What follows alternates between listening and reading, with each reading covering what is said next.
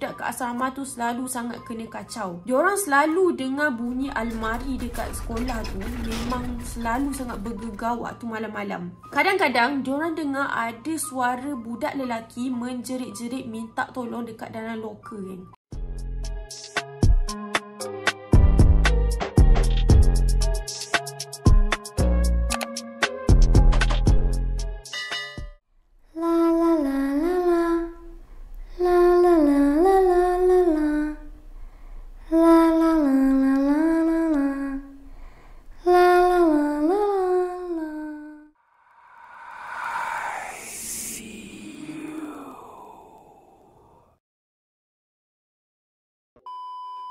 Hi guys, Assalamualaikum. Welcome back to my YouTube channel.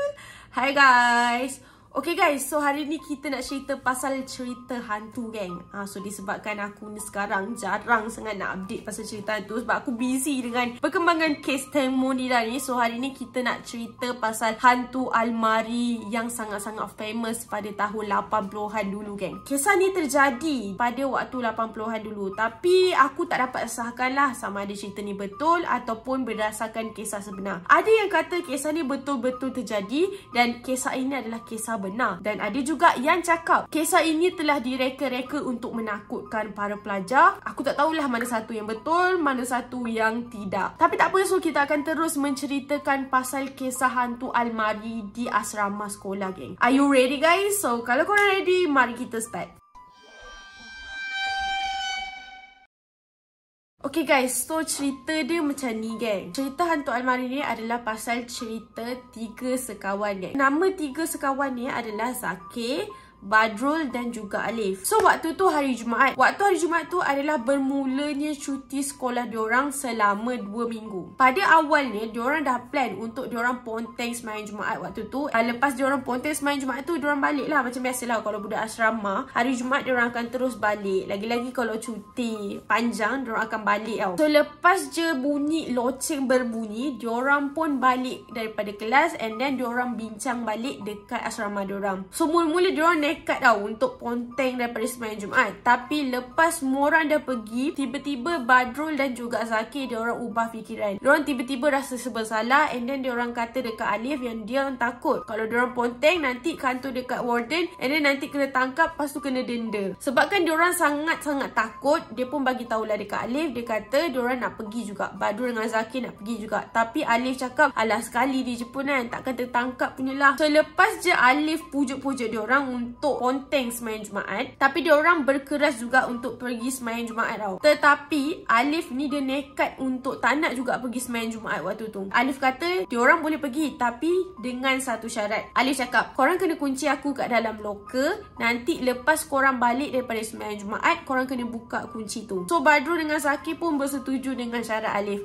And then diorang pergilah semalam Jumaat macam biasa. Tapi lepas solat Jumaat, parent Badrul dengan Zakir dia buat surprise. Parents diorang semayang dekat masjid yang diorang semayang tadi sebab masing-masing excited. Lepas je diorang balik daripada masjid tu, diorang masing-masing excited and then diorang terus balik, angkat beg and terus balik. Badrul dengan Zakir dia lupa tau pasal Alif yang diorang kunci dekat almari ni. So Badrul dengan Zakir pun terus balik dan terus terlupa pasal Alif yang diorang kunci dekat dalam almari. Kebetulan waktu diorang kunci Alif kat dalam almari, Alif ni pergi tidur sampailah petang. Lepas Alif terjaga, dia pun pelik, asal tak ada siapa yang buka kunci aku ni. Lepas tu dia terus menjerit-jerit minta tolong, tapi tak ada siapa yang dengar sebab kawasan asrama dia dah lengang dan semua orang dah balik waktu tu. So parents Alif mula-mula dia tak pelik lah sebab dia ingatkan Alif ni balik lambat ataupun Alif ni pergi rumah kawan dia kan, ataupun tidur rumah kawan-kawan dia. Lepas seminggu,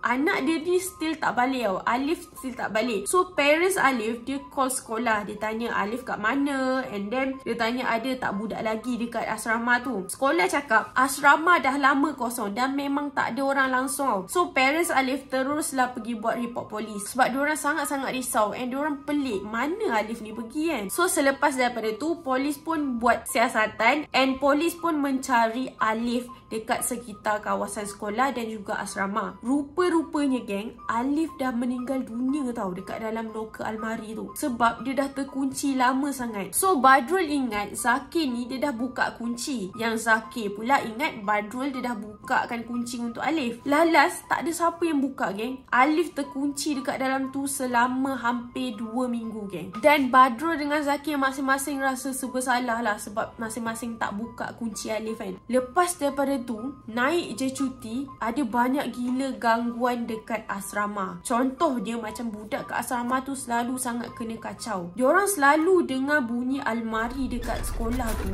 memang selalu sangat bergegar waktu malam-malam. Kadang-kadang diorang dengar ada suara budak lelaki menjerit-jerit minta tolong dekat dalam loker kan. Dan ada juga yang nampak ada kelibat budak lelaki yang selalu merayau-rayau dekat koridor asrama diorang. So lepas daripada tu, pihak sekolah memang selalu sangat dapat aduan yang mengatakan diorang kena kacau dengan roh Alif. So pihak sekolah pun panggil lah ustaz untuk membersihkan kawasan asrama diorang sebab ramai gila kena kacau selepas daripada kejadian Alif meninggal kat dalam loker geng. So memang cerita ni memang sangat-sangat famous waktu dulu-dulu. Dan pengajaran dekat sini, korang janganlah ponteng asrama ke ponteng sembahyang Jumaat ke apa-apa kan. So kalau tak ni jadi macam ni lah kisah Alif, Badrul dengan Zakir ni geng. Korang nak ke korang terkunci kat dalam asrama tu, terkunci kat dalam loker, lepas tu korang gone macam tu.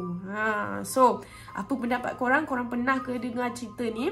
Ataupun korang memang selalu sangat dengar? Ataupun korang sendiri pernah buat korang ponteng sembahyang Jumaat semata-mata sebab malas? So janganlah sekali-kali buat perkara terkutuk macam ni geng.